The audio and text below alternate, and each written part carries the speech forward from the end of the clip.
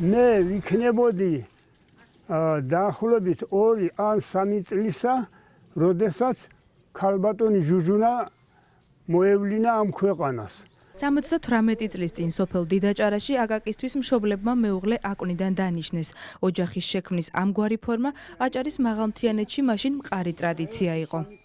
დედაჩემმა ხელში დაიკავა, რომ შეხედა ეს რომ გეიზრდებაო, ეს უნდა იყოს ჩემი რძალიო. მესამე, მეოთხე კლასში რომ ავედით, მშობლები გვეუბნებოდნენ, შვილო რომ გეიზრდები, ეს გოგო უნდა შეირთო შენ ცოლათი, შენი მეუღლე იქნება. ამ შემთხვევაში განაჩენის სასტიკი არ აღმოჩნდა. ნახევარსაუკუნოვანი თანაცხოვრების შემდეგ წყვილი ფიქრობს, რომ მათ უბრალოდ გაუმართლათ. მაშინ სირცხვილი იყო.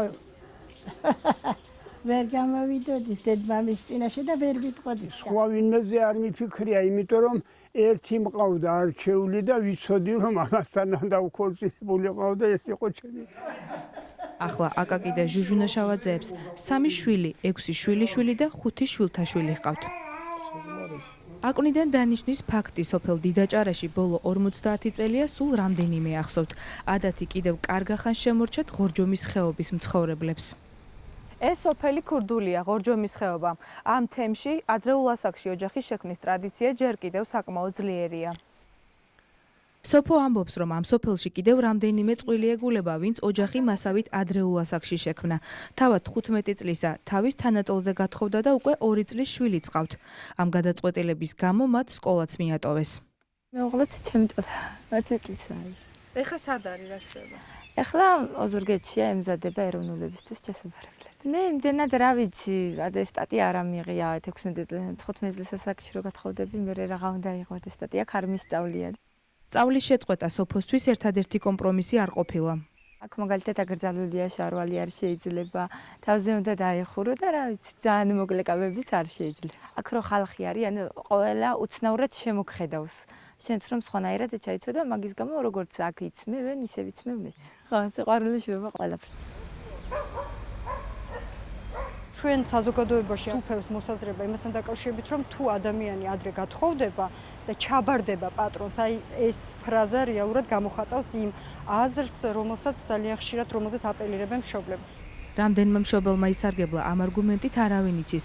ოფიციალურად არც არასრულწლოვანთა ქორწინების სტატისტიკაა ცნობილი.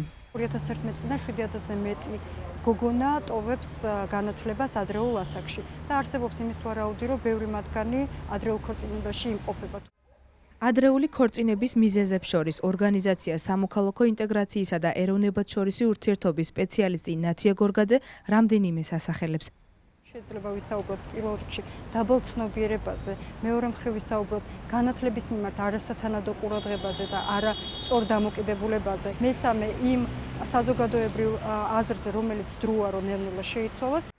2016 წელს საქართველოს პარლამენტმა სამოქალაქო კოდექსში ახალი რეგულაცია დაამატა და 18 წლამდე ქორწინების რეგისტრაცია აკრძალა.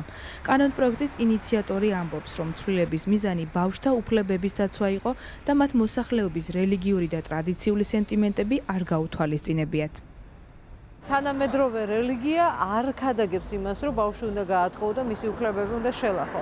ამ ცვლილებამ, სადაც რეგისტრაცია აიკრძალა, ავტომატურად გააცოცხლეს სისხლის სამართლის კოდექსი, რომელიც იყო მკვდარი და ეს არის ძალიან კარგი, იმიტომ რომ არავინ ამას ყურადღებას არ აქცევდა და დღეს უკვე ადამიანები ერიდებიან იმას, რომ არასრულწლოვანთან ჰქონდეთ სქესობრივი ურთიერთობა. არასრულწლოვანთა უკანონო ქორწინების ფაქტების გამოვლენის და აღკვეთის ბერკეტი მხოლოდ სამართალდამცველ უწყებებს აქვთ. თუმცა რეალობის გათვალისწინებით სახელმწიფო ადრეულ ასაკში შექმნილი ოჯახების მიმართ კვლავ ლოიალურია.